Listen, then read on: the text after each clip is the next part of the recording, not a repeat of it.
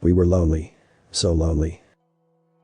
We wandered for hundreds of thousands of years through desolate space, searching eagerly for life.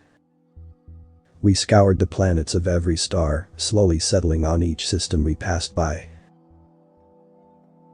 We colonized one star, and then the next, and another, until finally, our entire galaxy was filled. Yet, we were not satisfied. You see, our species was an old one, similar in many ways to your own.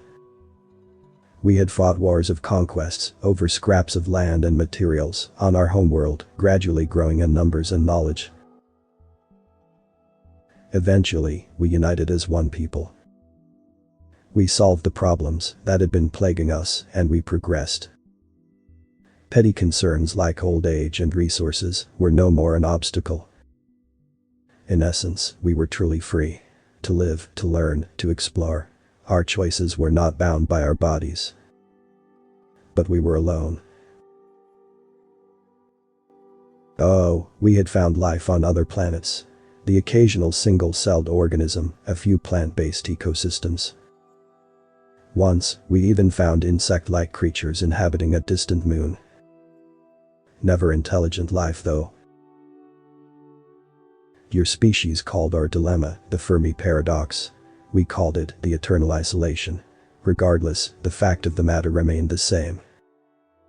Unless we decided to create another sentient race, we would not find any. We did not create another race. At least, we did not create another one at first. Our species had argued about this for centuries, but we decided not to play God. At first. Anyway, we assumed that there were filters, as you named it, preventing intelligent life. In our galaxy, we had hypothesized the existence of two major obstacles. The first was the leap from single-celled organisms to multicellular ones.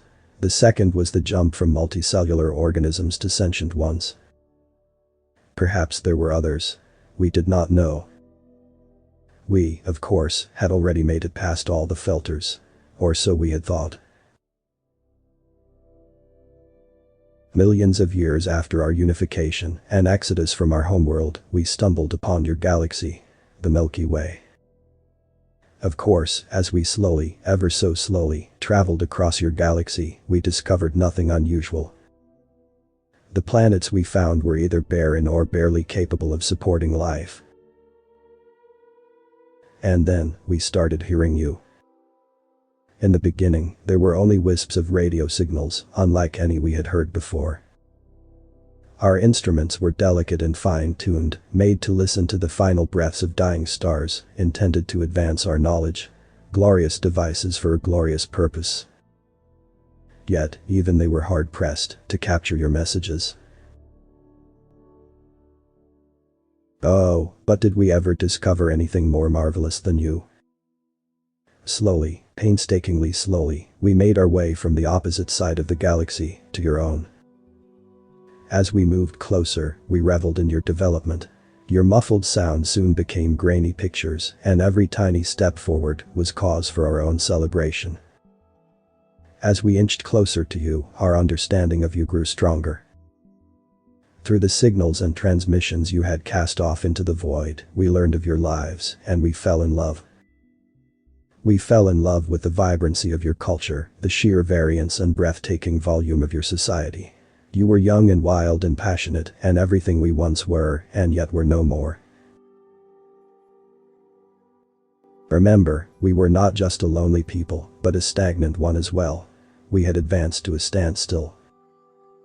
We had unknowingly sterilized our own culture in the name of progress, something we did not realize until we met you. Finally, we found physical proof of your existence. A lonely probe, an old traveler from ages past. You called it the Voyager. We called it the Messenger. We were ecstatic, utterly overjoyed at the solid corporal, undeniable proof that another intelligent species existed. No longer were you a figment of your transmissions. You were real. We sent the messenger back to our pristine homeworld, a place that had become sacred to us. We planned to install him in a place of honor, a place worthy of him. We sent him back. And we moved forward, closer to you. The little ones, we called you. Yes, we knew your actual name. But we preferred the name we had given you, the diminutive we reserved for the few we loved. Evidence of your existence grew stronger. We were bombarded by signals of your civilization, of music and films and internet and holograms. And we were utterly astonished at the rapid rate of your progress. Perhaps, by the time we reached you, your species would be more advanced than ours. After what felt like eons, we arrived in your solar system. Our ships approached your homeworld. And we found nothing but a desolate wasteland.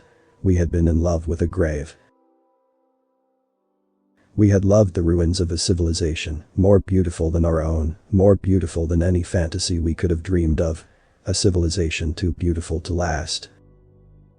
A civilization that had never made it past the great filters. The author's name and the link to original text is in the description. Consider tapping the thumbs up and pressing the subscribe button if you enjoyed this video.